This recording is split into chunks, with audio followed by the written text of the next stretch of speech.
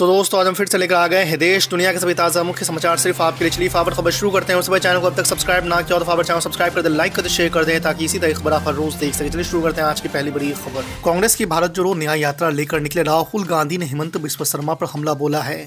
गुवाहाटी में एंट्री न करने देने और एक मंदिर में जाने से रोकने को लेकर राहुल गांधी ने तीखा वार किया है।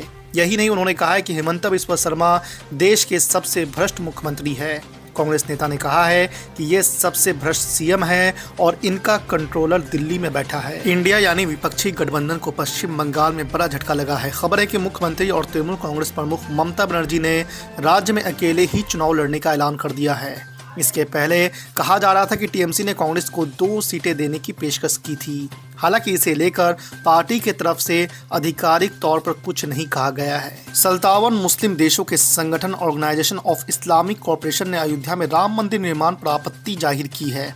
साथ ही कहा है कि इस स्थान पर पहले 5 दशकों से बाबरी मस्जिद खड़ी थी।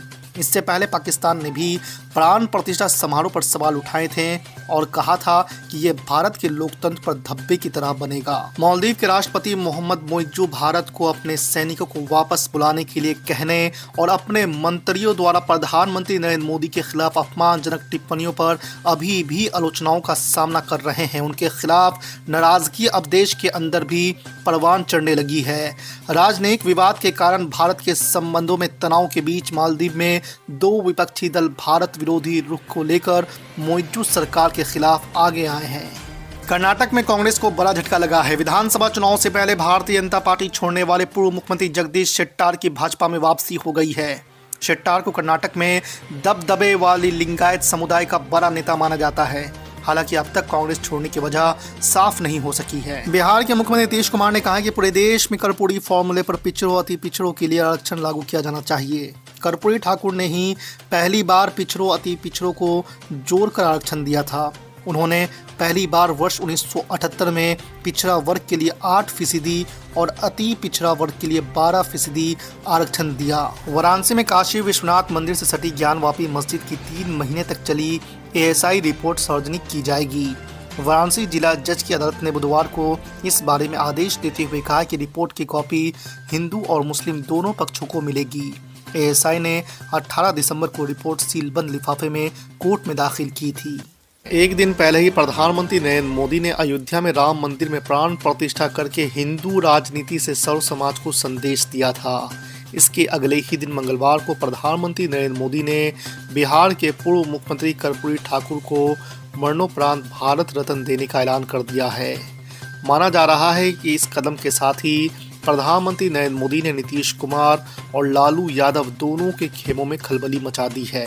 अयोध्या में राम मंदिर के निर्माण और रामलला के प्राण प्रतिष्ठा के बाद से ही मंगलवार को आम लोगों के लिए कपाट खोल दिए गए थे। देर रात से ही रामलला का दर्शन का इंतजार कर रहे लोगों ने पिछले ही साल रामनवमी पर बने रिकॉर्ड को तोड़ दिया है। दरअसल आपको बता दें कि रामनवमी को यहाँ 1.5 लाख भक्त पहुंचे थे, लेकिन मंगलवार को 4 लाख से ज्यादा लोगों ने रामलला का दर्शन किया है।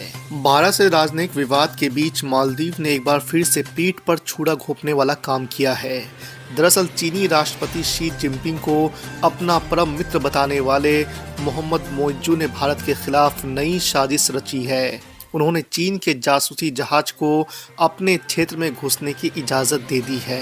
मुंबई के मीरा रोड इलाके में अवैध निर्माण पर बुलडोजर चलाया गया है। सोमवार को इसी इलाके में राम मंदिर की प्राण प्रतिष्ठा को लेकर निकाली जा रही शोभा यात्रा पर पत्थरबाजी हुई थी।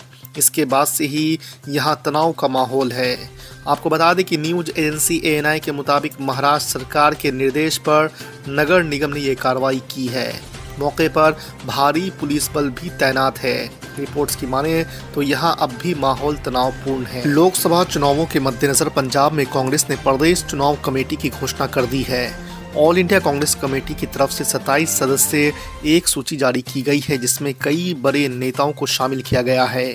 हाईकमान की तरफ से जारी की लिस्ट में 27 बड़े नेताओं को कमेटी में शामिल कर बड़ी जिम्मेदारी सौंपी गई है। इन नेताओं में बगावती सुर वाले नवजोत सिंह सिद्धू को भी जगह दी गई है। असम में भारत जोड़ो न्याय यात्रा की अगुवाई कर रहे कांग्रेस नेता राहुल गांधी की मुश्किल कम नहीं हो रही है। मंगलवार को कांग्रेस नेता राहुल गांधी, केसी वेणुगोपाल और कन्हैया कुमार पर असम पुलिस ने हिंसा, उकसावे, सार्वजनिक संपत्ति को नुकसान पहुंचाने और पुलिस कर्मियों पर हमले के आरोप में मुकदमा दर्ज किया है।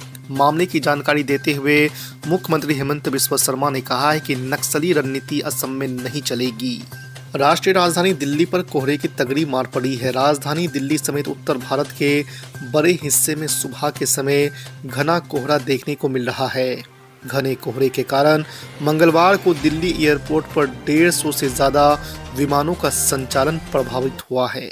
पराक्रम दिवस यानी नेताजी सुभाष चंद्र बोस की जयंती पर बीजेपी नेता शुभेंदु अधिकारी ने कहा है कि मेरा मानना है कि अगर नेताजी सुभाष चंद्र बोस देश के पहले प्रधानमंत्री होते तो हमारे देश का विभाजन नहीं होता और भारत में हर कोई खुश होता। भारत को गरीबी, बेरोजगारी और भ्रष्टाचार से छुटकारा मिल गया होता। असम में चल रही कांग्रेस की भारत जोड़ो न्याय यात्रा के दौरान मंगलवार को बवाल मच गया है। कांग्रेस के 5000 से ज़्यादा कार्यकर्ताओं को गुवाहाटी शहर में घुसने से रोका गया है तो वे हंगामा करने लगे और बैरिकेडिंग तोड़ने की कोशिश भी की गई। इसके बाद पुलिस ने लाठीचार्ज किया जिसमें कांग्रेस के कई नेता घायल हो गए हैं।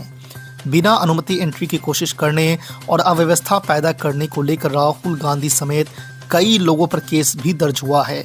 इसे लेकर मुख्यमंत्री हेमंत बिस्वा शर्मा ने डीजीपी से बात की और उन्हें केस फाइल करने का आदेश दिया है।